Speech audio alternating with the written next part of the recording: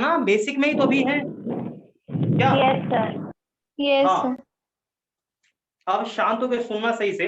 एक बार मैं पिछले क्लास वाला आपसे मैं पूछूंगा, बस आप जवाब देना लेके, फॉर्मूले और कुछ नहीं है। देखिए, ग्रेविटेशनल फोर्स ऑलरेडी पता होगा, 2 पॉइंट मास के बीच में लगता है, नेचर में अट्रैक्टिव होता है। ठीक, ये क्या है? ग्रेविटेशनल फोर्स है। और ये क्या होता है? लॉन्ग रेंज का होता है, बट ये इसका जो फोर्स का मैग्नीट्यूड की बात करूं, ये बहुत छोटा होता है। मालूम है? बोलो, बहुत ही वीक फोर्स होता है। Yes sir. Yes sir. हाँ बेटा, इसके बाद हम पहुंचे थे इलेक्ट्रोमैग्नेटिक फोर्स में, जो कि चार्ज वगैरह के कारण आता है, तो उसको हम कहते हैं इलेक्ट्रोमैग्नेटिक फोर्स कहते हैं। ठीक है, इसमें सबसे पहला आया था कुलम्बिक फोर्स, या उसी का नाम था इलेक्ट्रोस्टैटिक फोर्स। याद है बेटा? जल्दी बताओ। Yes sir. हाँ, वो किसके बीच लगा था? दो चार्ज के बीच में। किसके बीच में? चार्ज दो चार्ज के बीच में। हाँ, दो चार्ज के बीच में। उस फोर्स का फॉर्मूला याद है? F बराबर क्या था? Yes, K K Q1 plus Q2। हाँ बेटा, एक और बात, K का वैल्यू कितना था? 9 into 10 to the power 9। हाँ ठीक, याद है। अच्छा, चार्ज का यूनिट क्या होता है? कूलम। कूलम। याद रखना, याद रखना, याद रखना। मतलब MKS यूनिट होता है कूलम, और CGS होता है ESU, इलेक्ट्रोस्टैटिक यूनिट उसको बोलते हैं, ESU। ठीक, इससे फिर हम आगे बढ़ते हैं। ठीक है, इसमें ये तो हो गया होगा। अच्छा, कूलम्बिक फोर्स यानी इलेक्ट्रोस्टैटिक फोर्स, ये नेचर में अट्रैक्टिव होता है कि रिपल्सिव होता है? बताइए। दोनों। सर दोनों होता है। हाँ, दोनों हो सकता है, बिल्कुल सही कह रहे हो, दोनों हो सकता है। और इसमें आपको मैंने बोला था, जब चार्ज का प्रकृति यानी नेचर दोनों सेम हो, यानी ये भी प्लस रिपल्सिव, या फिर ये भी माइनस रिपल्सिव, लेकिन एक प्लस और एक माइनस फोर्स क्या होगा? अट्रैक्टिव। समझ में आया? Yes sir. हाँ ठीक है, समझ में आ Yes. गया। अब नेक्स्ट अगले हम पॉइंट पे बढ़े। ठीक है, तो अगले पॉइंट की हम बात करते हैं। ठीक है बेटा, नेक्स्ट पॉइंट की हम बात करते हैं, अगले पॉइंट पे आते हैं। ठीक है, अरे हाँ बेटा, इसके बाद हम आए थे मैग्नेटिक फोर्स की बात कर रहे थे। तो करंट मान लो कहीं फ्लो कर रहा है, उसके चारों ओर मैग्नेटिक फील्ड बनता है। कहीं पर आप चार्ज फेंक दें तो उस पर एक फोर्स लगता है, जिसको कहते हैं मैग्नेटिक फोर्स। ये बता दिया था। हाँ बिल्कुल बिल्कुल, ये खत्म था। इसके बाद हम आए थे, आप याद करिएगा, जो बहुत ही मोस्ट इंपॉर्टेंट पॉइंट आपको मैंने बोला होगा, इंट्रामोलिक्यूलर फोर्स ऑफ अट्रैक्शन। याद है बेटा? Yes sir. Yes sir. हाँ बेटा, ये इंट्रामोलिक्यूलर फोर्स ऑफ अट्रैक्शन क्या होता है? मतलब आपको मैंने बोला था, मॉलिक्यूल के बीच में जो फोर्स लगता है ना, अट्रैक्शन फोर्स लगता है। Yes, मतलब sir. एक मॉलिक्यूल आपस में एक दूसरे को खींचते रहते हैं, उनके बीच अट्रैक्शन फोर्स लगता है, उसी को कहते हैं इंट्रामोलिक्यूलर फोर्स ऑफ अट्रैक्शन। समझ में आया? Yes sir. ये देखो, मैं समझाता हूँ। ये कौन है?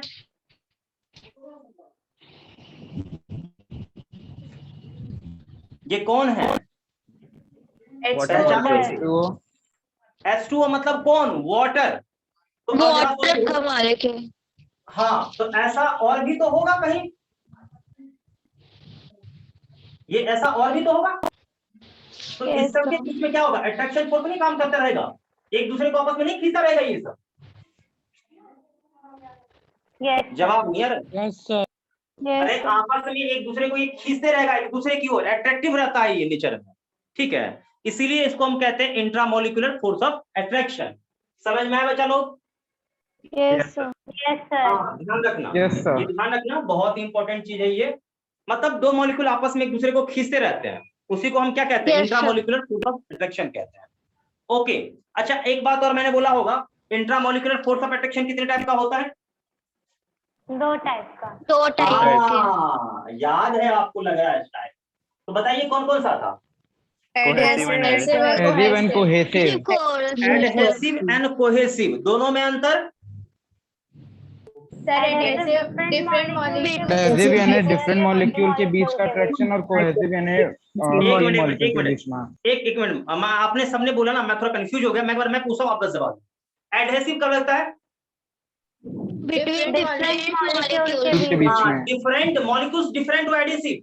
अच्छा, सेम मॉलिक्यूल हो तो कोहेसिव फोर्स। बहुत बढ़िया, बहुत बढ़िया, आपको याद है। चलिए ठीक है, बेटा ये आए हो गया। इसके बाद हम आए थे शायद फ्रिक्शन पर। Yes, sir. Yes, हाँ, sir. अच्छा फ्रिक्शन कांटेक्ट फोर्स है या non contact? Contact force. Contact जब वो force. सरफेस कांटेक्ट में होगा तो ही लगता है। अच्छा फ्रिक्शन फोर्स किस कारण से आता है? Intermolecular force of attraction. हाँ देखो, एक तो आप कह सकते हो इंट्रामोलिकुलर फोर्स ऑफ अट्रैक्शन होता है, ये तो बिल्कुल ट्रू आपने बोला, सही बोला, लेकिन एक इंटरलॉकिंग कारण भी आता है ना, बोला था ना? Yes. Yes, sir. अरे देखा नहीं, Yes, उभर sir. खाबर होता है तो नहीं फंस जाता है ऐसे उभर खाबर में। Yes, Yes, sir. sir. Yes, sir. हाँ, तो उस इंटरलॉकिंग के कारण भी आता है। और दूसरा आपने बोला इंट्रामोलिकुलर फोर्स ऑफ अट्रैक्शन, बोल दिया इस कारण से भी आता है। बात समझ रहे आ रहा है? बोलो। Yes, Yes, sir. Yes, sir. हाँ बिल्कुल बिल्कुल, ओके ओके ओके ओके। तो ये तो खत्म हो गया, खत्म कहानी है। आगे बाकी डिटेल्स हम पढ़ेंगे, फ्रिक्शन जो भी है। अगला आता है टेंशन फोर्स। टेंशन फोर्स याद है? Yes, sir. हाँ, Yes, ये sir. भी नेचर में कैसा है? इलेक्ट्रोमैग्नेटिक ही है। आपको मैंने पहले बोल दिया है, ये भी नेचर में इलेक्ट्रोमैग्नेटिक फोर्स ही है, लेकिन ये कहां पर डेवलप होता है? Rope. हाँ आप बेटा सुन लो मेरी बात, सुना, देखो सुना अच्छे से। देखो जो टेंशन होता है ना, वो रस्सी में आता है। रोप बोल लो, थ्रेड बोल दो, स्ट्रिंग बोल दो, नहीं आया समझ में बात? सर आ गया। मैंने क्या क्या बोला? Yes, sir. रोप यानी रस्सी, थ्रेड माने धागा, स्ट्रिंग, स्ट्रिंग समझ रहे हो ना, एक टाइप का रस्सी होता है स्ट्रिंग भी। तो इन सभी में क्या डेवलप होता है बेटा? Tension force. एक और बात बेटा, एक और चीज। जैसे देखो रस्सी मान लो ये है, ये रस्सी है या स्ट्रिंग है, तो टेंशन फोर्स हमेशा रस्सी के अलोंग ही होगा, ये ध्यान रखना। टेंशन फोर्स हमेशा रस्सी के क्या होगा? अलोंग, या तो इस तरफ होगा या फिर इस तरफ होगा। क्लियर है बोलो? Yes, लेकिन sir. मैं बोलूं रस्सी पर आरा तिरछा कभी होगा? No, sir. रस्सी पर आरा तिरछा कभी होगा? No. नो। No, आप sir. चाहो तो लिख लेना, आप चाहो तो अपनी भाषा में कॉपी में लिख लो कि टेंशन फोर्स हमेशा स्ट्रिंग के अलोंग होता है, कभी रस्सी पर ऐसा यूं आरा तिरछा नहीं आता है। ये आपको याद रहना चाहिए, हमेशा याद रहेगा। बोलो। Yes, sir. हाँ, इसके बाद नेक्स्ट एक पॉइंट और आया था, नेक्स्ट पॉइंट एक और आया था बेटा। नेक्स्ट पॉइंट क्या था मैं बताता हूं आपको। स्प्रिंग फोर्स याद है? बोलो। Yes, sir. हाँ स्प्रिंग फोर्स याद है। तो बेटा याद है स्प्रिंग फोर्स कहां डेवलप हुआ था? स्प्रिंग में डेवलप होता है। और ये भी क्या होता है? ये भी एक प्रकार का क्या होता है? Electromagnetic. इलेक्ट्रोमैग्नेटिक फोर्स होता है। तो क्या आप ग्रेविटेशनल और इलेक्ट्रोमैग्नेटिक फोर्स से बिल्कुल वाकिफ हैं या नहीं वाकिफ हैं? Yes, sir. हाँ बिल्कुल सही, एकदम क्लियर होना चाहिए। नेक्स्ट बेटा ये हो गया। इसके बाद अगला आता है आपका, ये खत्म है। अब अगला आपका है वीक न्यूक्लियर फोर्स, तीसरा पार्ट। लिख लो सभी लोग, weak nuclear force. Friction force का तीसरा पार्ट है। क्या चीज?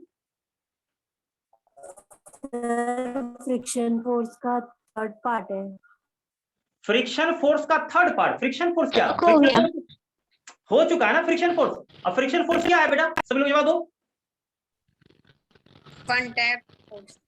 कांटेक्ट फोर्स भी है और साथ साथ वो इलेक्ट्रोमैग्नेटिक है। लग रहा है आपको समझ में नहीं आया? नहीं आया क्या? मेरी बात को सुनो, देखो मैंने आपको बोला ना, देखो फ्रिक्शन फोर्स क्या है, आप उसको पहले के लोग कांटेक्ट फोर्स है, सरफेस कांटेक्ट होगा तो ही लगेगा। दूसरी बात, फ्रिक्शन क्या होता है आपको मैंने बोला था कि दो सरफेस के बीच में जो रिलेटिव मोशन उसका अपोज करता है।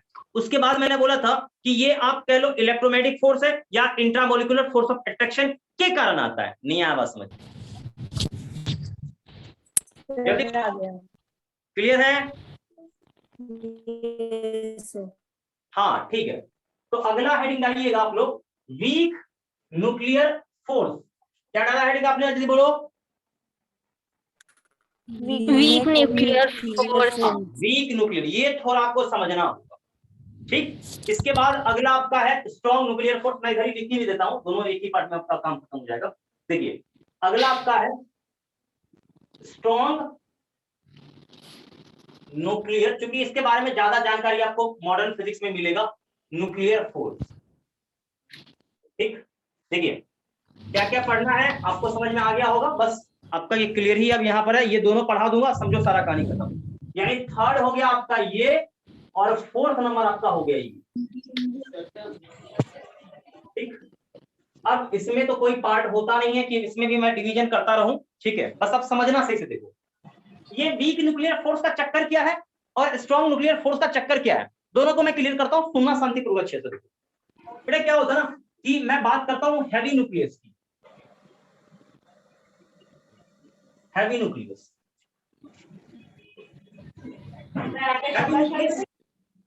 बेटा ये बताओ हैवी न्यूक्लियस स्टेबल होता है कि अनस्टेबल होता है? Unstable. अनस्टेबल होता है, बिल्कुल Unstable.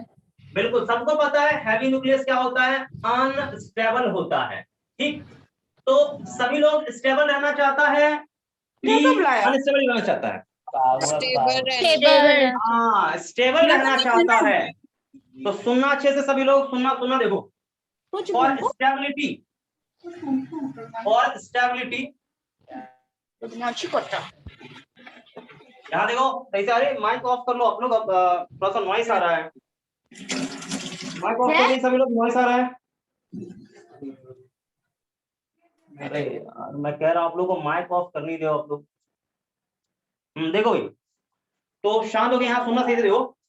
तो मैंने बोला भाई हैवी न्यूक्लियस सबको पता है अनस्टेबल होता है, तो स्टेबिलिटी गेन करने के लिए, ठीक है, स्टेबिलिटी गेन करेंगे, फॉर स्टेबिलिटी गेन, ठीक, क्या होगा स्टेबिलिटी गेन करने के लिए, क्या होता है जल्दी बताओ,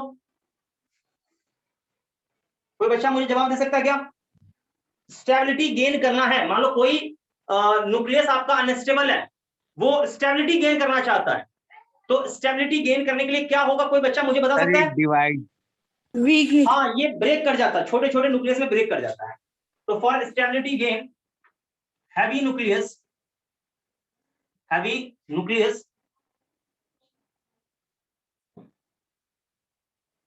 न्यूक्लियस क्या होता है बोलो? Break into, Divide. ब्रेक टूट जाता है, ऐसे लिख लो या डिवाइड लिख लो, ब्रेक इनटू लाइटर एलिमेंट,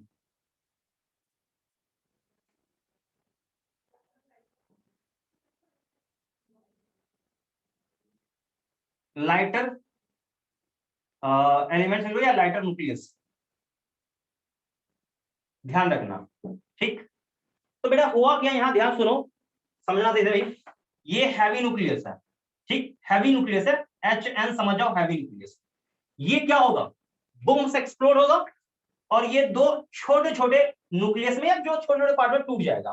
तो यहां पर मान लो ये आपका lighter nucleus, LN lighter nucleus आप लिख लेना, यहां पर हो सकता है ये अल्फा पार्टिकल हो या फिर क्या हो, बीटा पार्टिकल में भी हो सकता है, और नेचुरल सी बात है, नॉर्मली हम लेके चलते हैं यहाँ पर भाई क्या हो, ये दो पार्ट में टूट जाता है, या अदरवाइज हम बात करते हैं बीटा पार्टिकल निकल गया, ठीक है।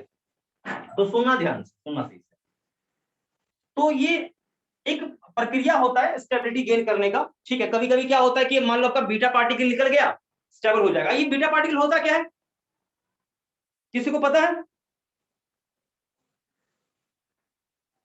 देखिए बीटा में भी दो पार्ट होते हैं, सुनना सही से, एक होता है प्लस बीटा और एक होता है माइनस बीटा, सुनना सुनना सुनना सही से, सुनना, माइनस बीटा आपका इलेक्ट्रॉन है, माइनस बीटा इलेक्ट्रॉन है, ठीक, और ये आपका पोजिस्ट्रॉन है, ये इलेक्ट्रॉन, ये पोजिस्ट्रॉन, इसको बोलते हैं इलेक्ट्रॉन पोजिस्ट्रॉन, इलेक्ट्रॉन पोजिस्ट्रॉन, इलेक्ट्रॉन पोजिस्ट्रॉन। पोजिस्ट्रॉन क्या होता है, इलेक्ट्रॉन के मास के बराबर होता है, बट ये पॉजिटिव चार्ज का होता है, नहीं आया बात समझ में, ये पोजिस्ट्रॉन है ये, और ये इलेक्ट्रॉन है, तो इलेक्ट्रॉन को आप जान रहे हो, लेकिन मैं बात करूं, ठीक है, तो इलेक्ट्रॉन और प्रोटॉन के बीच में देखो, इलेक्ट्रॉन और प्रोटॉन के बीच में मैं कंपैरिजन करूं तो दोनों के पास चार्ज सेम है, बट लेकिन मास में ह्यूज डिफरेंस है। मतलब आप समझो कि प्रोटॉन का मास इलेक्ट्रॉन के मास से करीब करीब 1870 इतना गुना ज्यादा है। किसका मास, मैं बात करूं मास ऑफ इलेक्ट्रॉन, ये इतना देखो टाइम्स कर दो, ये मास ऑफ प्रोटॉन के बराबर। सोचो, अब आप सोच लो कि किसका मास बहुत ज्यादा लार्ज है, जवाब नहीं आ रहा किसी का, प्रोटॉन का। हाँ प्रोटॉन, मास लार्ज है। ठीक, तो ध्यान रखना ये गलती से आप कोई प्रोटॉन मत बोल दियो इसे। ठीक, ये आपका क्या है, ये आपका इलेक्ट्रॉन है और ये पोजिस्ट्रॉन है। तो आपसे कोई पूछेगा बेटा पोजिस्ट्रॉन क्या होता है, तो क्या बोलोगे? Positive charge beta particle. हाँ, ध्यान रखना ये वाला, ठीक है। तो खैर आप अभी पहले तो ये पहले थर्ड नंबर का काम कर लेते हैं, देन आफ्टर फिर हम आगे तक करते रहेंगे। ठीक है, देखिए तो ये एक्चुअल में होता है, मैं आपको बता दूं, ध्यान सुनना सही से। किसी भी न्यूक्लियस में नंबर ऑफ न्यूट्रॉन बराबर नंबर ऑफ प्रोटॉन है तो वो सबसे ज्यादा स्टेबल होता है। ठीक, गलती से ये रेशियो बिगड़ गया किसी में भी, गलती से किसी में रेशियो मान लो बिगड़ गया तो वो न्यूक्लियस क्या होता है, ऑब्वियसली बात है अनस्टेबल होता है। आपने जैसे बात कर लो यूरेनियम का, तो यूरेनियम में क्या होता है, यहाँ 92 होता है, यहाँ 238 मान लो है सपोज। ठीक है, अब देखो जरा ध्यान से, तो क्या होगा, देखो इसमें प्रोटॉन का मास क्या है, ये प्रोटॉन क्या है, प्रोटॉन की संख्या कम है लेकिन न्यूट्रॉन की संख्या बहुत ज्यादा है, तो ये आपका क्या होगा, जल्दी बोलो, अनस्टेबल होगा। डिवाइड होगी। तो ये स्टेबिलिटी के लिए क्या होता है, ये छोटे छोटे टुकड़े में बंटना शुरू करता है, या फिर क्या होता है कि इसके अंदर से यदि न्यूट्रॉन की संख्या ज्यादा है तो न्यूट्रॉन क्या होगा, प्रोटॉन में बदलना शुरू कर देता है। क्या बच्चों समझ में आ रहा है, बोलो? Yes, sir. मतलब सुनो मेरी बात को, प्रोटॉन की संख्या ज्यादा है तो प्रोटॉन न्यूट्रॉन में बदल जाएगा, न्यूट्रॉन की संख्या ज्यादा होगा तो न्यूट्रॉन प्रोटॉन में, ये एक कन्वर्जन अंदर होने लगता है, किसके अंदर, न्यूक्लियस के अंदर। तो इस दरमियान, मतलब आप ये इतना राम कहानी में बक रहा हूं, ठीक है, बस मैं फाइनल पॉइंट आपको मैं समझाना चाह रहा हूं।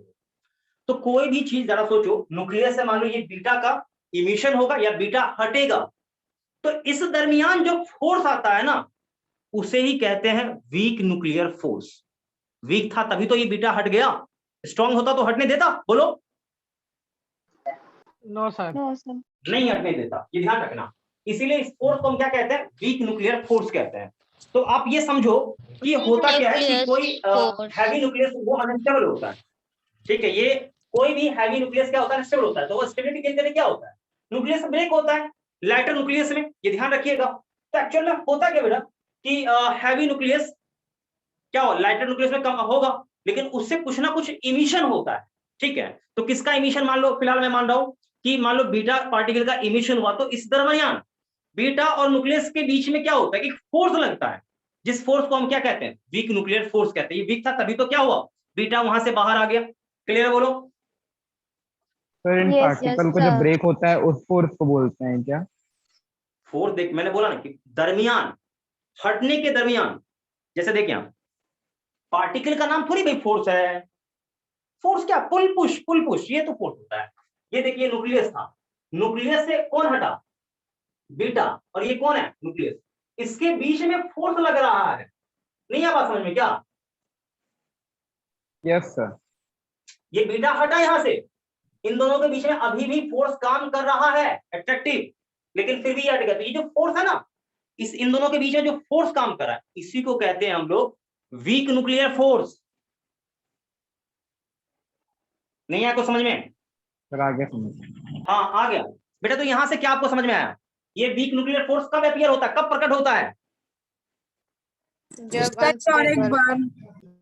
जब न्यूक्लियस से किसका इमिशन होता है, बीटा पार्टिकल का इमिशन। तो बीटा पार्टिकल और न्यूक्लियस के बीच में जो अट्रैक्टिव फोर्स लगता है उसी को कहते हैं वीक न्यूक्लियर फोर्स। क्या ये बात सभी के भेजे में आ गई या नहीं आई, जल्दी बोलो? Yes sir. हाँ, तो Yes. आपके पास केवल 20 सेकंड का समय, यहां से यहां तक कॉपी करिए, यहां से यहां तक कॉपी करिए, ये हेडिंग मत डालिए, यहां से यहां तक कॉपी करिए, इसको मत नोट, शांत होकर नोट करो सभी लोग, आवाज नहीं करो।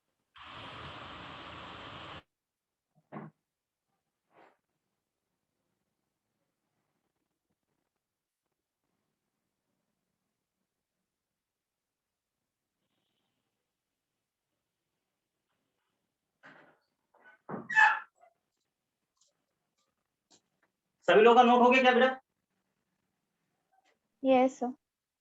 हाँ बेटा, तो क्या आपको समझ में आया, जल्दी बताओ? क्लियर हो गया, ये हो गया होगा मेरे हिसाब से। नीचे लिखिएगा, नीचे पॉइंट लिखिएगा, during the emission of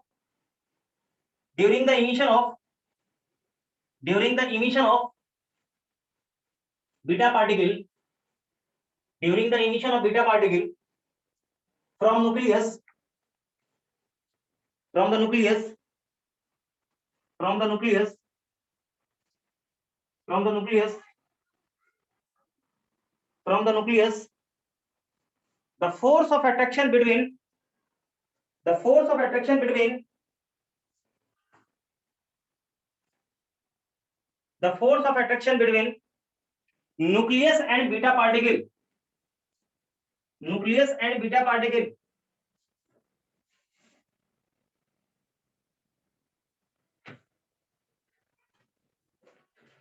nucleus and beta particle, known as or called, known as or called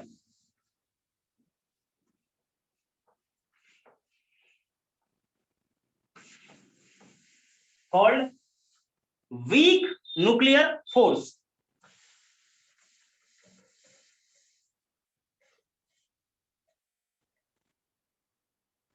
सभी लोगों ने लिया, बोलो जल्दी से।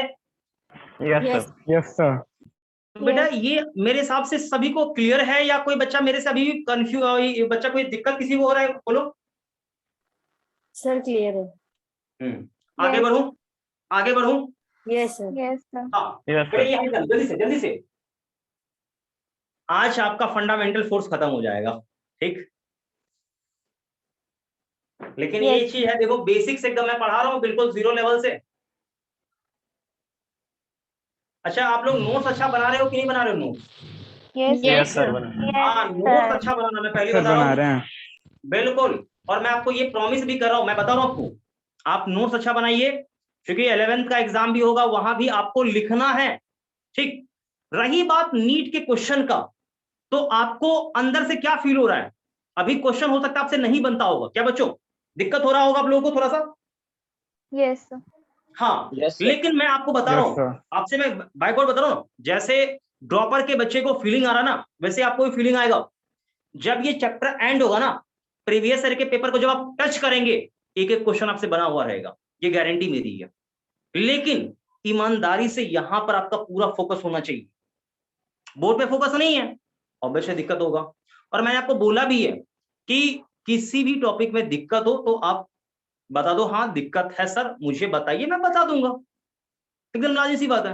लेकिन नहीं पूछोगे तो फिर ये जो दर्द है ना, वो आगे चल के बहुत दिक्कत होगा फिर। हाँ थोड़ा सा अभी दर्द होगा ठीक है, लेकिन आगे चल के ये बहुत फायदा करेगा, ये ध्यान रखना। इसीलिए अभी थोड़ा सा दर्द सह लो ताकि आगे परेशानी नहीं हो। लेकिन अभी यदि आप नहीं करेंगे दर्द सही है ना, फिर आगे चल के बहुत दर्द होगा। इसलिए थोड़ा सा लर्न होते रहिए, अच्छा दिक्कत होगा। चलिए आगे बढ़ते हैं। ये स्ट्रॉन्ग न्यूक्लियर फोर्स है, तो ये न्यूक्लियर फोर्स पहले क्या था? Weak nuclear force. अब क्या है? स्ट्रॉन्ग न्यूक्लियर फोर्स, ठीक। तो सबसे पहले मुझे बताओ बेटा, सुनना चाहिए, सबसे पहले मुझे ये बताओ न्यूक्लियस के अंदर कौन कौन होता है, सभी को पता होगा? Proton, Yes. neutron. ये मान लो न्यूक्लियस है, तो यहाँ पे आपको Yes, proton, sir. Proton, neutron, proton, neutron, इसके अलावे बेटा न्यूक्लियस के अंदर कोई मिलता है? No sir. No sir. No, नहीं, No, sir. यही मिलता है, यही मिलता है। अब बेटा जो मैं बोल रहा हूं ना, ध्यान सुनना, ये प्रोटॉन, प्रोटॉन है, ठीक। इस सभी को कुछ लोग कहते हैं न्यूक्लियॉन, इन सभी को क्या कहते हैं? न्यूक्लियॉन। यानी न्यूक्लियस के अंदर कौन कौन रहता है? तो आंसर आता है proton and neutron, and all these called क्या? क्लबली क्या कहलाएगा? न्यूक्लियॉन। यानी प्रोटॉन को भी न्यूक्लियॉन कह सकते हैं क्योंकि न्यूक्लियस के अंदर है, न्यूट्रॉन को भी न्यूक्लियॉन कह सकते हैं, क्यों कह सकते हैं? न्यूक्लियस के अंदर है। समझ में आया लॉजिक? yes, sir. हाँ अब देखो आगे Yes, sir.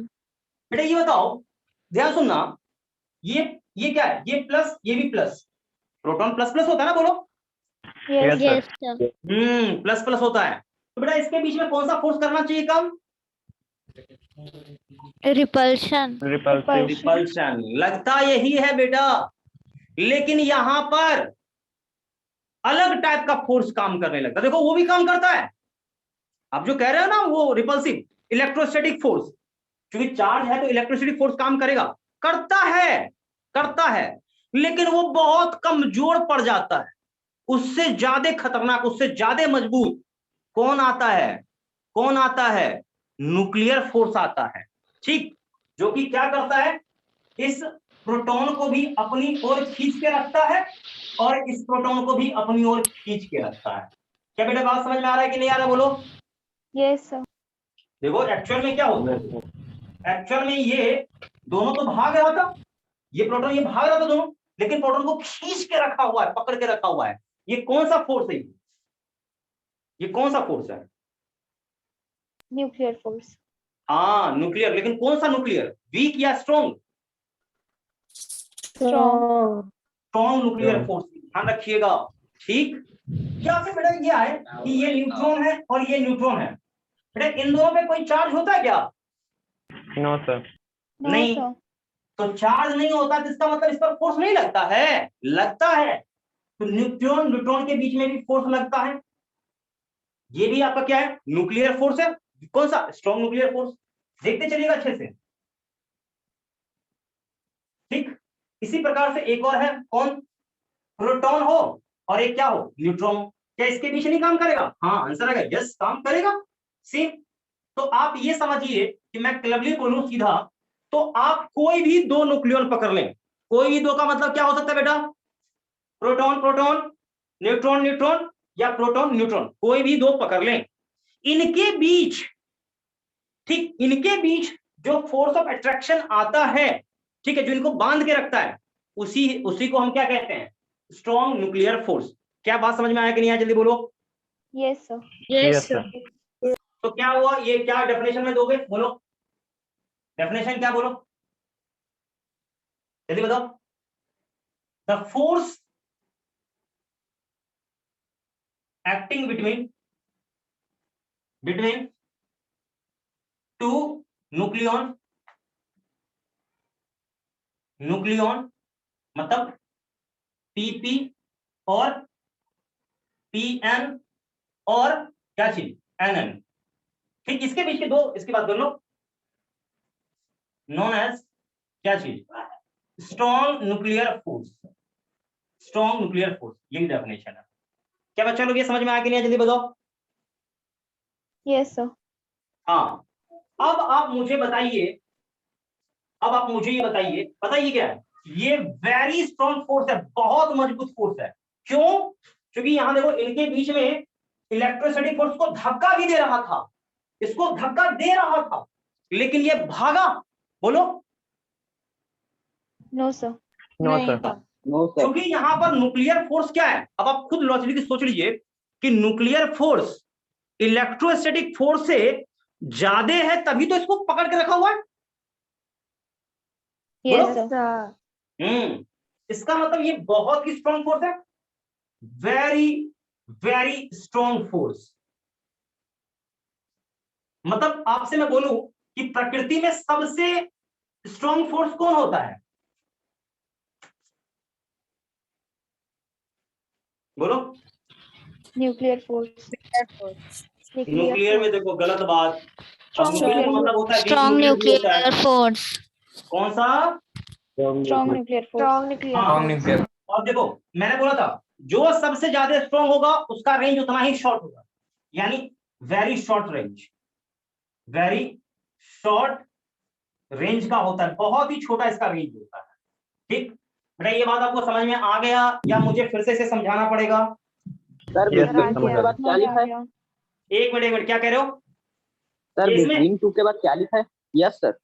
हाँ, between two nucleon, two nucleon.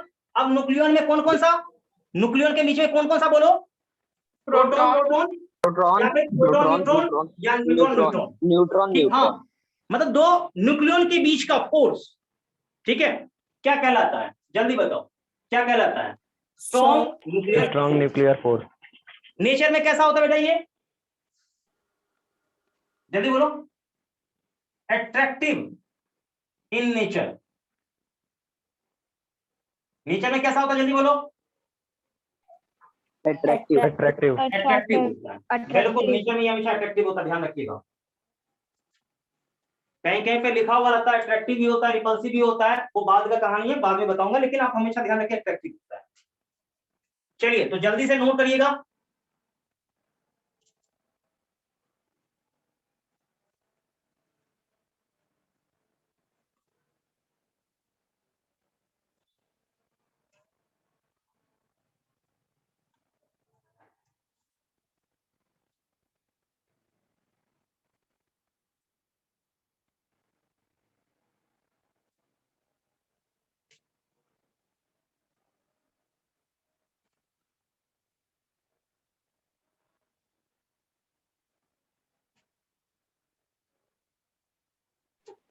हो गया सर।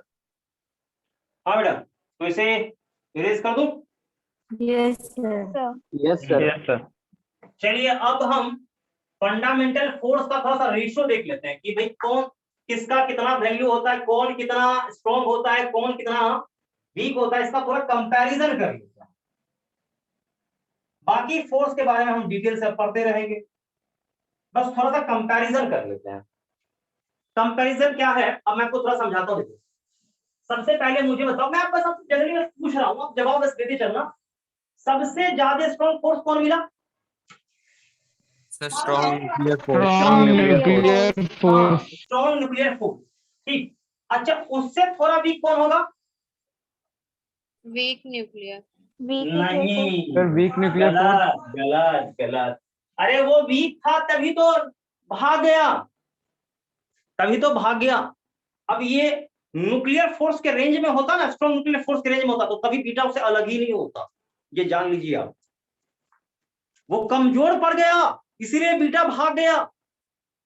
यदि स्ट्रॉन्ग होता ना वो भी थोड़ा सा भी, वो नहीं भागता। इसका मतलब इसका रेंज इलेक्ट्रोमैग्नेटिक फोर्स से भी छोटा है, सॉरी रेंज नहीं, मैग्नीट्यूड उससे भी छोटा है। मतलब मैं आपको ये समझाऊं, मैं समझाता हूं, यहाँ देखो, सबसे ज्यादा स्ट्रॉन्ग फोर्स कौन होता है? स्ट्रॉन्ग न्यूक्लियर फोर्स, समझ जाओगे जल्दी बोलो। Yes, yes, sir. Yes, sir.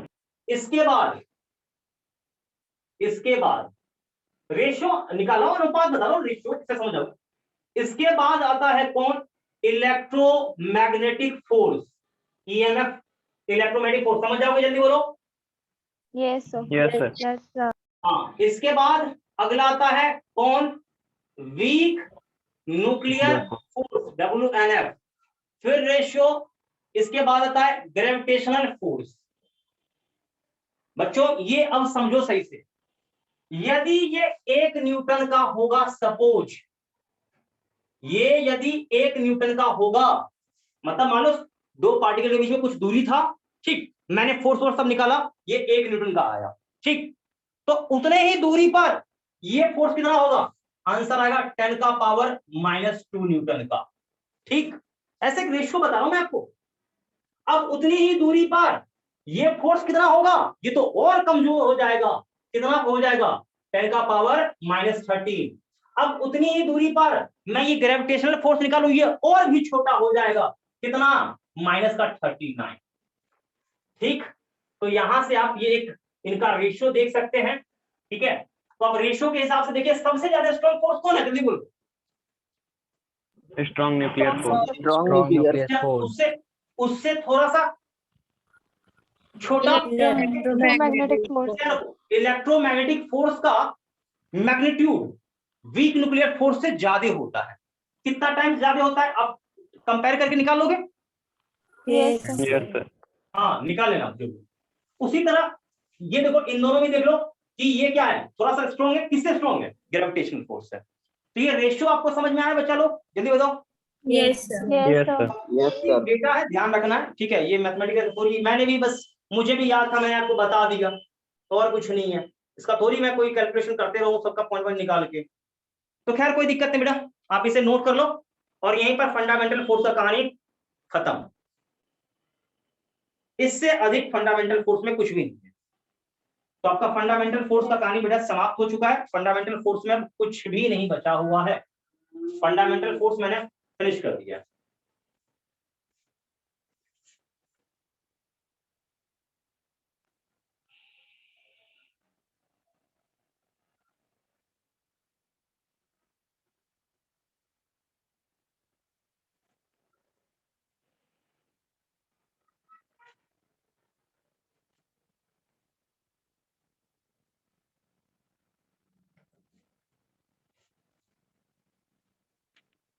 हो गया सभी लोगों का note? Yes, sir. Yes, sir. Yes sir. हाँ ठीक है, हो गया, हो अच्छी गया। बात है। हो गया, ठीक है, ओके ओके है, चकाचक है। चलिए इसको तो करते हैं इरेज। अब हम थोड़ा सा और अलग कैटेगरी से फोर्स को थोड़ा सा डिवाइड करते हैं। ध्यान से सुनना अच्छे से, हम फोर्स को थोड़ा सा डिवाइड करते हैं। देखो फंडामेंटल फोर्स क्या होता है बेटा, मैंने बता दिया। कोई सा भी फोर्स उठा लो, किसी भी प्रकार का फोर्स ले लो, वो कहीं ना कहीं फंडामेंटल फोर्स का ही हिस्सा होगा। एम आई राइट और रॉन्ग, जल्दी बताओ। Yes, sir. Yes, sir. कोई सा भी फोर्स उठा लो आप प्रकृति में कोई सा भी फोर्स उठा लो, वो फोर्स कहीं ना कहीं इन चारों फोर्स का ही हिस्सा होगा। वो फंडामेंटल, मैंने बोल दिया ना कि प्रकृति में केवल 4 ही प्रकार के फंडामेंटल फोर्स होते हैं, ये ध्यान रखिएगा। ठीक, तो मेरे हिसाब से फंडामेंटल फोर्स का कहानी खत्म है। मैं आपको कॉन्टैक्ट के बेस पर फोर्स को डिवाइड करना सिखाता हूं। तो नीचे लिखो types of force on the basis of contact surface. Heading डालो बेटा, क्या हेडिंग डालना है बेटा, जल्दी बताओ। Types of force on the basis of contact. Contact surface, contact surface, क्या बोला बेटा, जल्दी बताओ। Contact surface. हाँ ठीक है, आगे बढ़ते हैं, आगे बढ़ते हैं, आगे बढ़ते हैं। बेटा ये देखो, इसमें बस मैं बोलूं तो यहाँ पर फोर्स का इसके आधार पर ना 2 ही टाइप होगा। ठीक, या तो 2 सरफेस एक दूसरे के कांटेक्ट में होंगे या फिर कांटेक्ट में नहीं होंगे, क्योंकि यहाँ 2 ही तथ्य बनता है। तो पहला जो होगा फोर्स आपका होगा, वो आपका होगा कांटेक्ट फोर्स होगा। क्या बेटा मैंने बोला, पहला फोर्स आपका होगा कांटेक्ट फोर्स, ये ध्यान रखिएगा। इसके बाद अगला होगा क्या चीज, अगला होगा नॉन कांटेक्ट फोर्स होगा। ठीक है, ये ध्यान रखिएगा, नॉन कांटेक्ट फोर्स। ठीक है, तो जल्दी से आप हेडिंग डाल दीजिए।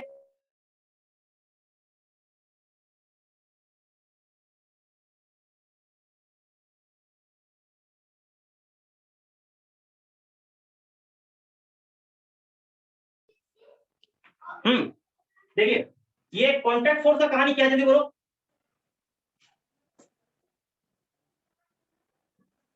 कांटेक्ट फोर्स का कहानी क्या है बेटा, ध्यान सुनना। ये फोर्स आपका तभी काम करेगा, ये फोर्स आपका तभी काम करेगा जब 2 सरफेस कांटेक्ट में है, तो काम कर रहा है, कांटेक्ट खत्म, फोर्स भी खत्म। क्या बच्चा लोग ये समझ में आया कि नहीं आया, जल्दी बोलो। Yes, sir. Yes, sir. Yes, sir. Sir नहीं तो समझ आया। देखिए द सर फोर्स, हाँ बोलो। सर समझ नहीं आई। देख मैंने क्या बोला, देख ध्यान सुन। 2 सरफेस एक दूसरे के कांटेक्ट में है, एक दूसरे को टच कर रहा है, तभी फोर्स वो काम करेगा, कांटेक्ट फोर्स। कांटेक्ट खत्म, फोर्स भी खत्म, यस सर अब समझा। ये हुआ कांटेक्ट फोर्स। लेकिन एक अगला ऐसा भी फोर्स होता है, सरफेस कांटेक्ट में है या कांटेक्ट में नहीं है, ये फोर्स हमेशा काम करेगा।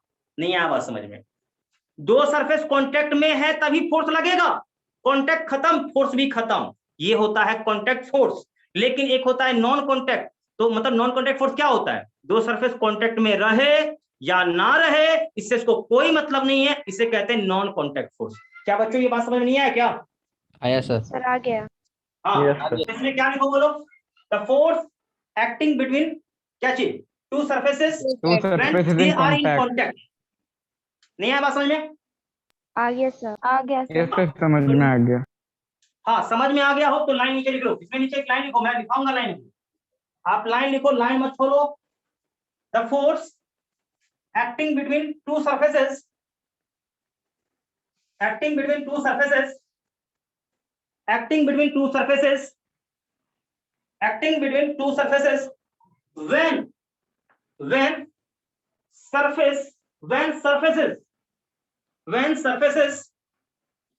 surfaces are in contact। लिख लिया, बोलो जल्दी से। Yes, sir. हाँ चलिए, बहुत बढ़िया, बहुत बढ़िया, बहुत बढ़िया। अब नीचे से एक लाइन इसी में लिख लीजिएगा, if surfaces separated, if surfaces separated, then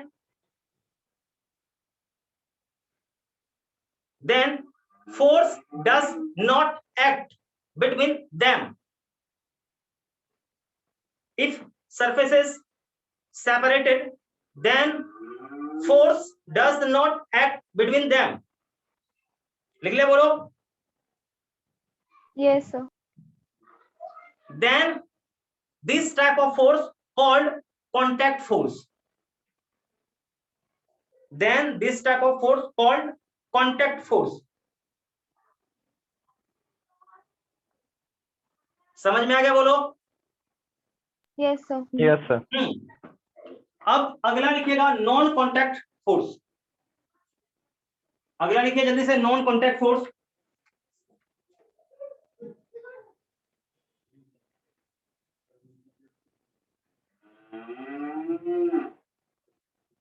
हाँ भाई सभी हेडिंग डाल दिया हो, नीचे लिखो, नीचे लिखिएगा the force acting between two body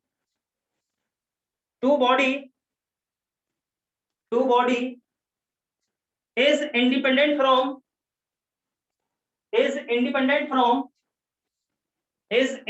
from contact surfaces. Independent from contact surfaces.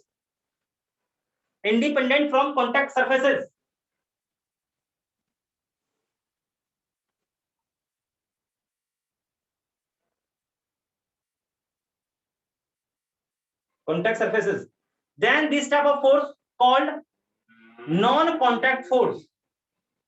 मतलब क्या, सरफेस कांटेक्ट में है तो भी लगेगा, कांटेक्ट में नहीं है तो भी लगेगा। इसे ही कहते हैं नॉन कांटेक्ट फोर्स और फील्ड फोर्स। सभी ने लिख लिया बच्चा लोग? Yes, sir. हाँ बेटा, Yes, sir. कांटेक्ट फोर्स का नाम बताओ, कांटेक्ट फोर्स का नाम बताओ। तो पहला आपका है कौन सा, याद करिएगा, सबसे पहला Friction force. हाँ फ्रिक्शन फोर्स। ओके, फ्रिक्शन के बाद दूसरा बताओ कोई बेटा।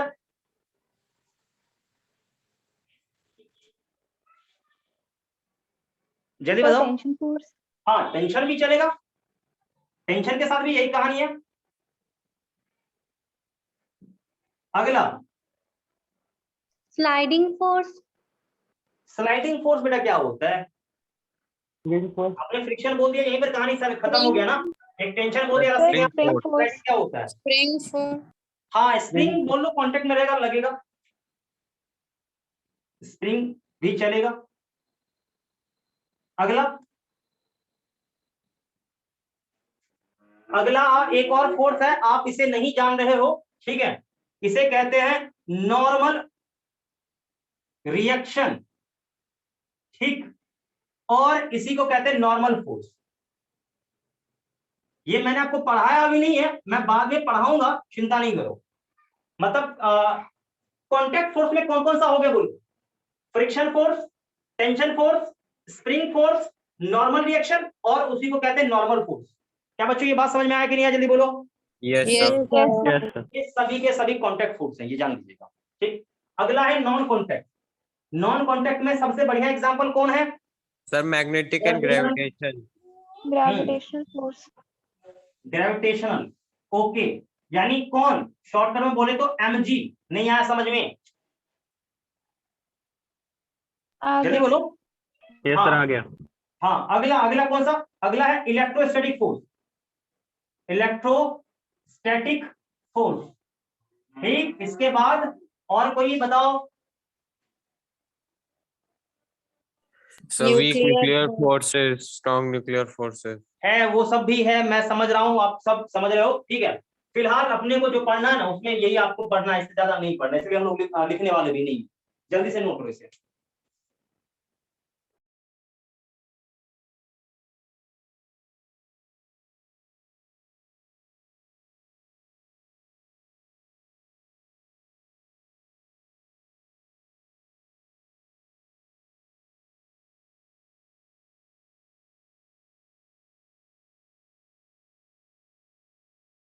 Excuse me, sir.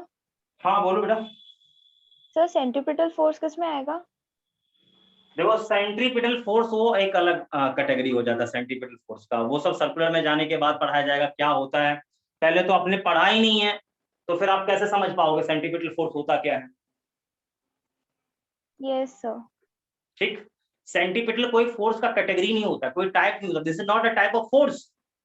Centripetal force किसी ना किसी के कारण आता है, आपको नहीं पता, आपने पढ़ा ही नहीं ना, इसलिए आपको पता नहीं, इसलिए आपने ऐसा सवाल कर लिया। ये तो थोड़ा सा भी आप जानते हो, सवाल ही मेरे से नहीं पूछते हैं। सुन लो, मैं बताता हूँ, फिर भी आपको मैं समझाऊंगा। देखिए सेंट्रीपिटल फोर्स, जैसे एक बात बताओ, आपने ऐसा सुना भी होगा, जैसे आपको पता होगा कि आपके कोई ऐसे भी फ्रेंड होंगे जिनका स्कूल का नाम अलग होगा और घर का नाम अलग होगा, मालूम है? Yes sir. बिल्कुल, तो एग्जैक्टली वही कहानी है। ये देखो, सर्कुलर मोशन में, सर्कुलर मोशन यानी वेलोसिटी को कौन कौन चेंज करा सकता है? ये भी करा सकता है, ये भी करा सकता है, ये भी करा सकता है, ये भी करा सकता है, ये भी सब करा सकता है। नहीं आया समझ में? आ गया सर। अरे बेटा आप समझो ना, वेलोसिटी के डायरेक्शन को कौन चेंज कर सकता है? कौन चेंज कर सकता है? फोर्स, फोर्स ही Yes, ना sir. बोलो। हाँ, Yes, sir. तो आप ये समझो कि वेलोसिटी के डायरेक्शन को बदलना है तो फोर्स चाहिए, और डायरेक्शन कौन बदलवा सकता है?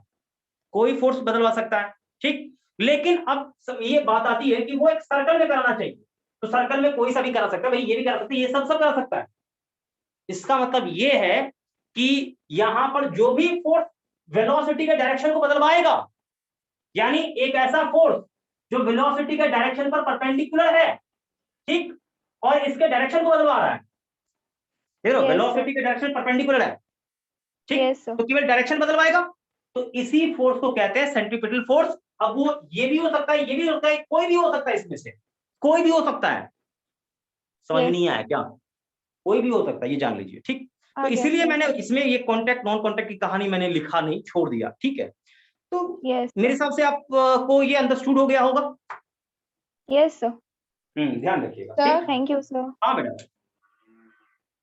सर बोलो हम बोलो। फंडामेंटल फोर्स को फंडामेंटल यूनिट के जैसे समझ सकते हैं क्या? फंडामेंटल यूनिट क्यों बोलेंगे बेटा? फंडामेंटल जैसे यूनिट होता था, क्या होता है? 6-7 सर आपने जैसे साथ पढ़ा होगा। नहीं जैसे सर फंडामेंटल यूनिट से हर एक यूनिट बनता था, तो वैसे हाँ, सर हर एक बनता, बिल्कुल फंडामेंटल बिल्कुल। फोर्स के जैसे मैंने आपको एक ही लाइन बोल दिया, देखिए आपको किसी भी प्रकार का फोर्स जानना है, कोई सा भी फोर्स जानना है, वो कहीं ना कहीं फंडामेंटल फोर्स का हिस्सा होगा, ये जान लीजिए। बस मैंने ये बोल दिया। हाँ तो सर वही जैसे यूनिट भी तो यूनिट बेटा, यूनिट अलग चीज हो जाता है, यूनिट हाँ उसी टाइप से है, ये भी है उसी टाइप, कोई भी यूनिट निकालो उसी कैटेगरी से वो बिलोंग करेगा, उसी से मिलके बना होगा। नहीं हाँ आवाज सर में वही क्या? वही आपने पढ़ा हो ना 7 बेसिक जो यूनिट होते हैं, बोलो।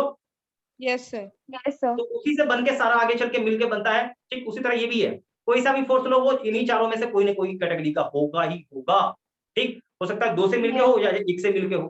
क्लियर बोलो? Yes, sir. Yes sir. चलिए बेटा, ये तो हो गया आपका कॉन्टैक्ट फोर्स की कहानी, ठीक। अब आगे बढ़ते हैं, ये सब हो गया हो, ठीक ठीक ठीक। अभी तो बहुत आपको बताऊंगा, इसमें चिंता नहीं करो। तो फोर्स में तो अभी हम लोग खेल ही रहे हैं, फोर्स का पूरा कहानी। थोड़ा सा फोर्स के बारे में और मैं आपको जानकारी देना चाहूंगा भाई। अब आपसे एक सवाल मैं पूछता हूं, ध्यान से सुनना, सही से देखो। अभी आपने सवाल पूछ ही दिया ना, सवाल आपने पूछ ही दिया, तो चलो एक सवाल और भी मैं आपसे पूछता हूं, शांत होकर सुनना बस केवल।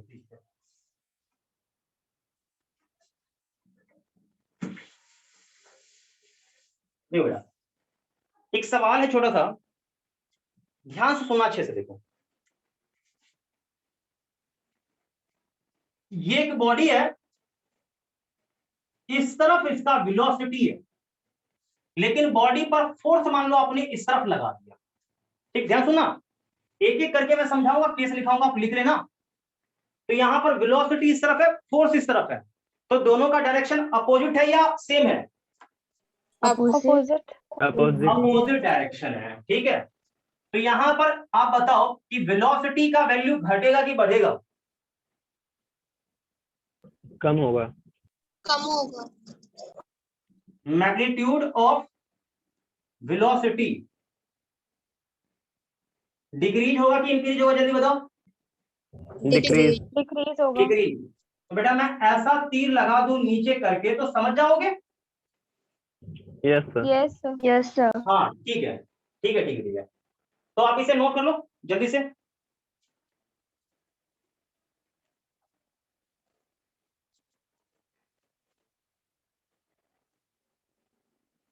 जल्दी से नोट करो बेटा, टाइम वेस्ट नहीं करना है, टाइम वेस्ट करके कोई फायदा भी नहीं है। सर हो गया। हाँ बेटा, आगे बढ़ते हैं। अब बेटा ये सिचुएशन नहीं है, अब फोर्स मान लो ऐसे है, दोनों एक ही दिशा में है, दोनों की दिशा में। तो अभी बताओ क्या होगा, वेलोसिटी बढ़ेगा कि घटेगा? बढ़ेगा। इंक्रीज बढ़ेगा। वेलोसिटी का वैल्यू क्या होगा बेटा? बढ़ेगा, इंक्रीज करेगा। समझ जाओगे? Yes, sir. यस सर ठीक ठीक, नोट करता हूं। क्लियर है? बोलो बेटा। Yes, sir. अब एक अगला देखो, कल को मैं दोनों परपेंडिकुलर कर दूं, ये दोनों परपेंडिकुलर है, तो मैग्नीट्यूड क्या होगा?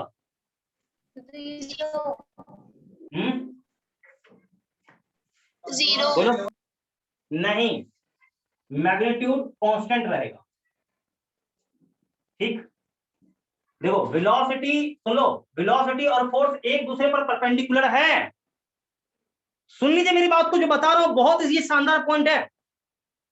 आप ये समझो कि इसके रफ्तार को इधर आके खींचोगे तो बढ़ जाएगा, इधर खींचोगे घट जाएगा, लेकिन इधर खींचोगे तो क्या होगा? ये चेंज नहीं करेगा। आपने इसमें थोड़ी आगे पीछे किया है, आपने तो इसमें किया ही नहीं आगे पीछे है, तो ये वाला इसका मैग्नीट्यूड नहीं चेंज होगा। पहला पॉइंट तो ये। ठीक, लेकिन परपेंडिकुलर है तो ये इधर खींचेगा तो क्या होगा? ये यूं ऐसा ये पाथ में जा सकता है, इस पाथ में जाने की संभावना है। हो सकता है कुछ देर के बाद आप देखेंगे तो बॉडी आपको इस तरफ चलता हुआ दिखेगा, हो सकता है फोर्स आपका ऐसा हो जाए, परपेंडिकुलर है तो क्या होगा? यहां पर मैग्नीट्यूड नहीं बदला, वेलोसिटी का मैग्नीट्यूड सेम है मैग्नीट्यूड, बट यहां पर एक चीज बदला है। क्या चीज? Direction. डायरेक्शन ऑफ वेलोसिटी क्या होगा? चेंज, ये चेंज करेगा। क्लियर बच्चा लोग? जल्दी बोलो। Yes, sir. तो ये आप ध्यान रखिएगा, बहुत इंपॉर्टेंट पॉइंट है, नोट कर लीजिएगा।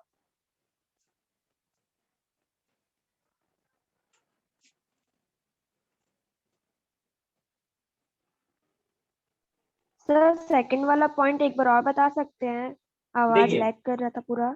एक सेकंड सुनिएगा, सुनिए। देखिए बेटा, ये बताओ कि यहां पर मैं शुरू से बताता हूं, आप ये समझो कि ये वेलोसिटी है, तो मुझे वेलोसिटी के मैग्नीट्यूड को चेंज करना होगा, तो मैं खींचातानी इसी दिशा में करूंगा, उसी के अलोंग करूंगा। आप इससे क्लियर हो? बोलो, बताओ। मान लो Yes, मुझे sir. वेलोसिटी के मैग्नीट्यूड को कम ज्यादा करना है, तो ज्यादा करना है तो इधर खींच देंगे, कम करना है इधर पीछे धक्का मार देंगे, पीछे खींच देंगे, रफ्तार कम हो जाएगा। लेकिन इसके डायरेक्शन को बदलना है ना, तो आपके पास एक ही उपाय है कि इस पर परपेंडिकुलर खींचो। ठीक, परपेंडिकुलर खींचोगे तो क्या होगा? थोड़ा सा आगे बढ़ेगा, लेकिन इसको ऊपर भी तो कर दोगे। देखो, इस फोर्स से ऊपर थोड़ा सा खींचोगे और वेलोसिटी आपका क्या होगा? आपका इधर भी एक रफ्तार आ जाएगा, इधर भी होगा, इधर चलेगा यहाँ पर। मतलब आप ये समझो कि इसके डायरेक्शन को केवल बदलना है, इसके डायरेक्शन को केवल बदलना है, तो फोर्स आप इस पर हमेशा परपेंडिकुलर लगाना। किस पर परपेंडिकुलर? वेलोसिटी पर परपेंडिकुलर। समझ में आ रहा बोलो? तो क्या होगा यहाँ से? Yes, sir. वेलोसिटी का मैग्नीट्यूड नहीं बदलेगा, लेकिन उसका डायरेक्शन हमेशा बदलते रहेगा। क्या बात समझ में आया? बोलो अभी भी। Yes. Yes sir Yes, sir. आप एकदम माइंड में सेट कर लो। व्हेन, मैं लिख देता हूं, व्हेन वेलोसिटी परपेंडिकुलर टू क्या? Force, then only direction of velocity change। ये याद रखिएगा, बहुत इंपॉर्टेंट पॉइंट मैंने बोला है। ठीक, ये आगे चल के बहुत काम आने वाला बेटा। सभी लोग तेजी से नोट कर लेंगे।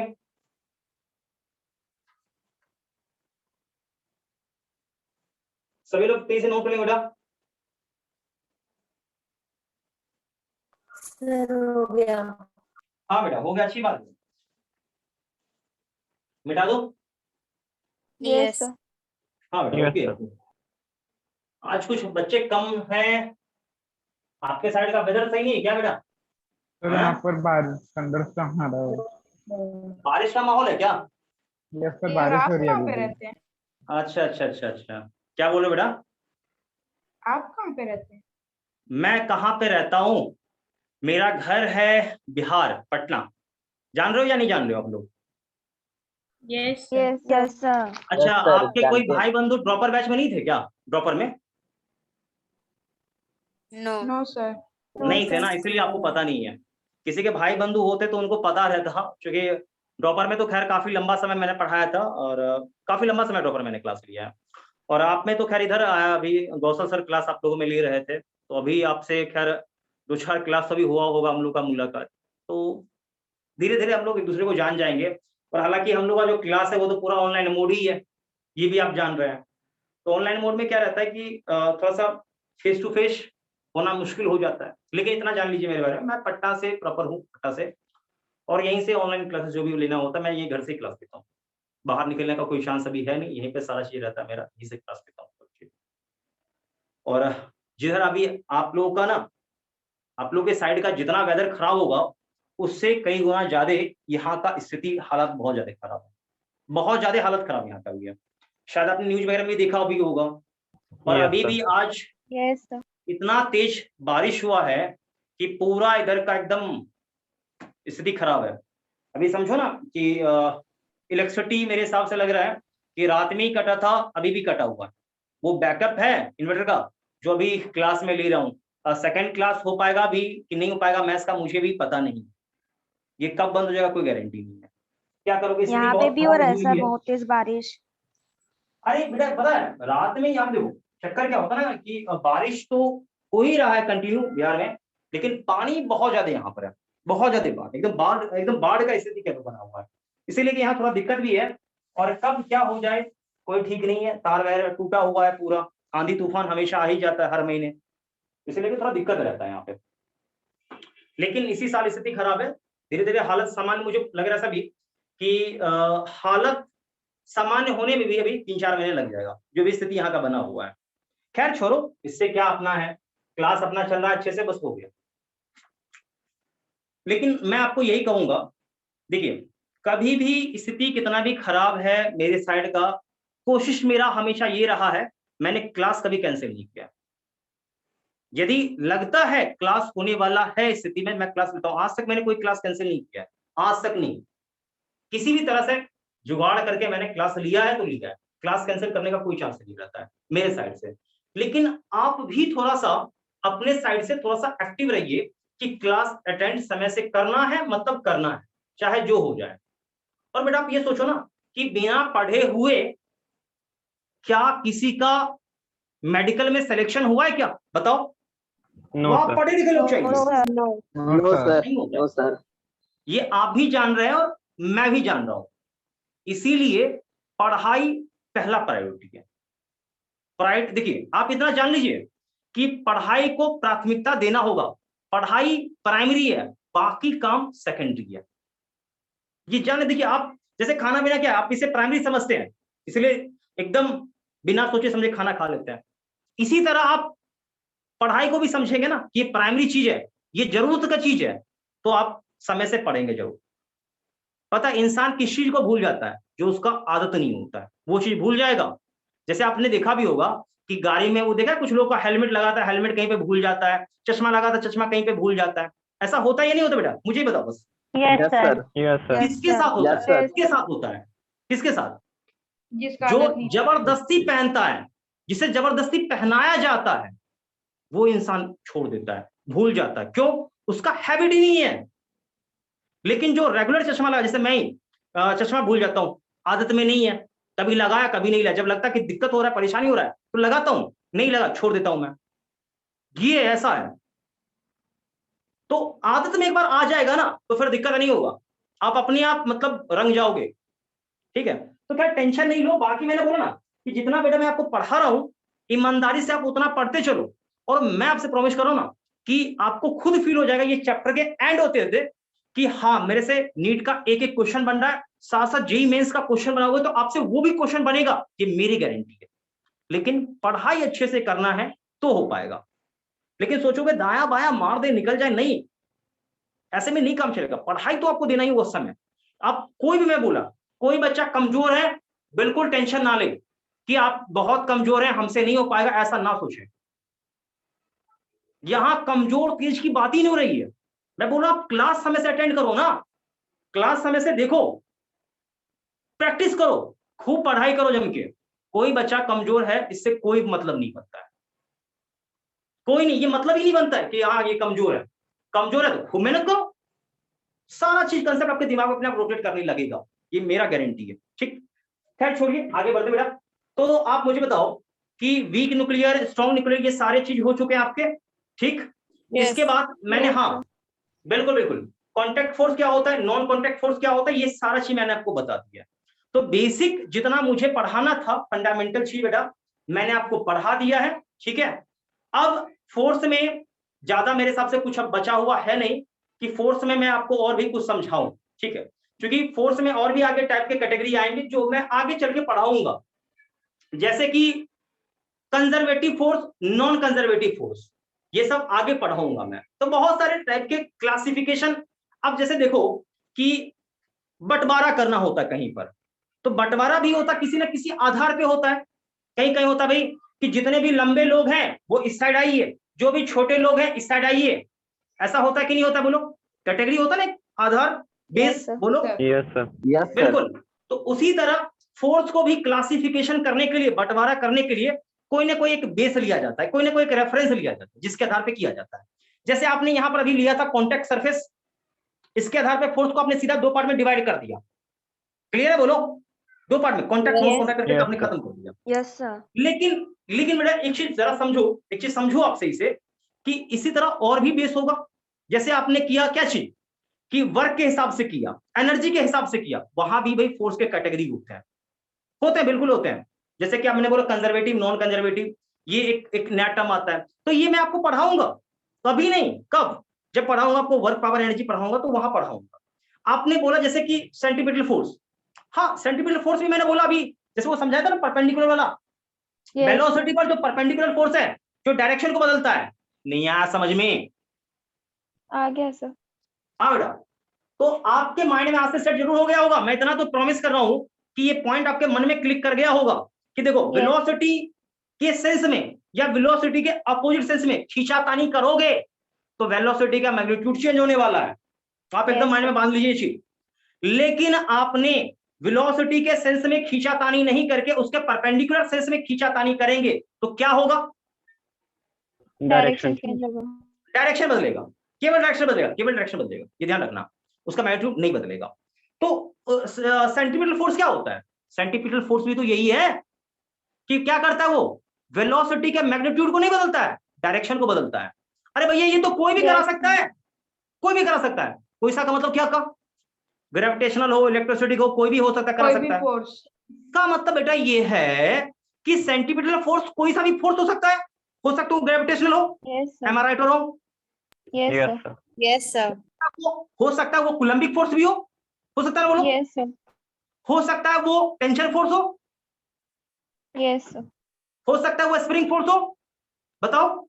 Yes sir. और हो सकता है वो फ्रिक्शन भी हो सकता है, हो सकता है वो नॉर्मल भी हो सकता है। क्या बच्चों ये बात आपको समझ में आया या नहीं आया? Yes sir. Yes sir. क्या नॉर्मल फोर्स भी एक अलग कैटेगरी का है क्या? उसका भी कोई एक अलग प्रकार है क्या, बोलो?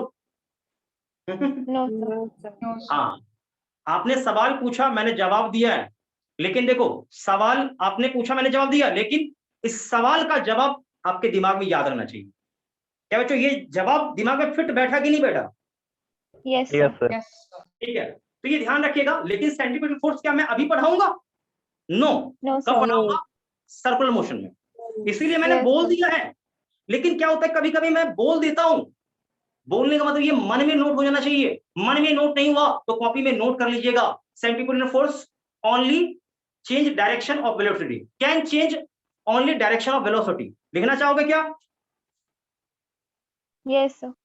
हाँ नीचे लिख लो, नीचे लिख लो बेटा, नीचे लिख लो। Centripetal force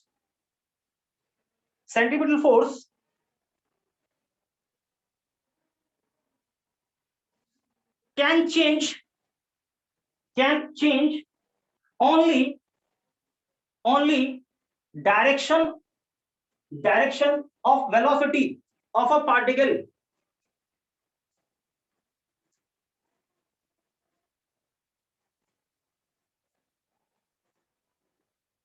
yes sir.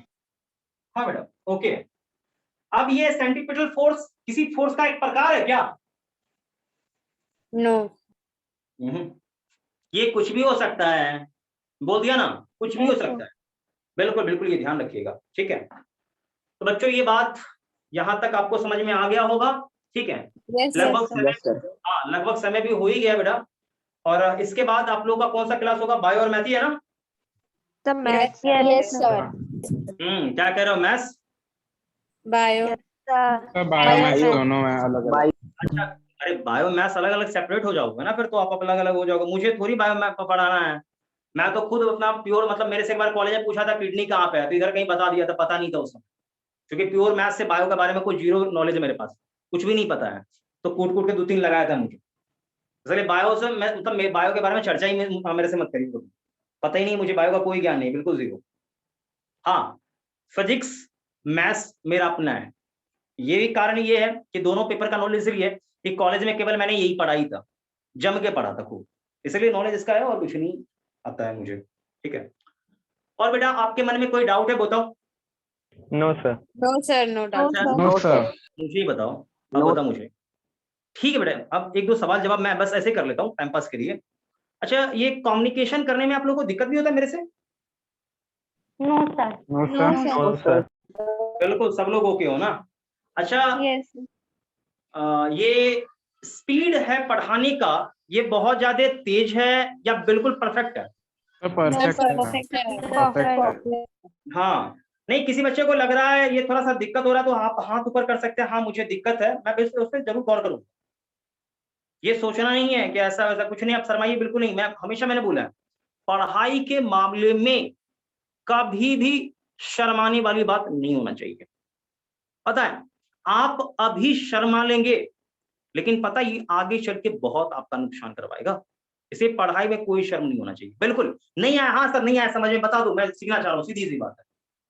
आप एक बार कह देंगे ना मुझे नहीं समझ में आया, बिल्कुल मैं बताऊंगा, लेकिन आप बोलेंगे नहीं तो फिर दिक्कत है। आप ये भी गौर कर रहे होंगे कि जैसे मैंने जो कल पढ़ाया, पहले आज उसका चर्चा करता हूं तो ही मैं आगे बढ़ता हूं। क्या बोलो? Yes, sir. Yes sir. Yes sir. बिल्कुल ऐसा Yes, होना भी sir. चाहिए, इसलिए मैं करता हूं ताकि आपके मन में वो सारी चीज रिवाइज हो जाए। अब आपको मैं ये भी कह देता हूं, कल से लेवल थोड़ा सा ऊपर होने वाला है, ठीक? क्योंकि कल से मैं मोमेंटम क्या होता है, चेंज इन मोमेंटम क्या होता है, थोड़ा सा इंपल्स, इस सब का कहानी भी हल्का सा समझा दूंगा। हो सकता है इंपल्स आपको ना समझाओ, लेकिन मोमेंटम, चेंज इन मोमेंटम ये मैं कल बता दूंगा। साथ साथ न्यूटन का first law, second law, third law ये भी बता दूंगा। ये हो जाएगा अगली क्लास में, बिल्कुल ये मैं कवर कर दूंगा अगली क्लास में। तो ये सारी चीज मैं कराऊं, ठीक, लेकिन आप भी थोड़ा सा मेंटली प्रिपेयर होकर अच्छे से आइएगा कि हमें ये पढ़ना है। तो बेटा कल आप क्या क्या पढ़ लेंगे बताइए अपनी तरफ से?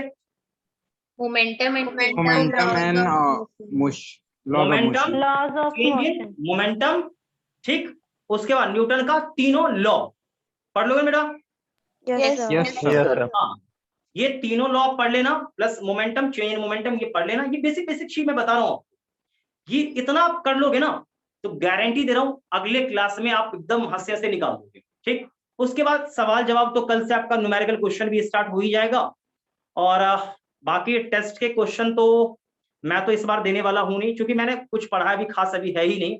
अभी तो मान लो चैप्टर का शुरुआत किया है, और बच्चों मैं बिल्कुल जीरो से इसलिए ले रहा हूं ताकि जो अपने कमजोर बच्चे भी हो ना वो बातों को समझ सके, पकड़ सके, उनको भी दिक्कत नहीं हो, ठीक है बेटा? Yes, sir. Yes, बेटा आपको sir. Lecture Yes, proper sir. मिल रहा है ना, recorded? Yes, sir. Yes, sir. हाँ, ये तीसरा लेक्चर हम लोग का है ना, तीसरा है ना?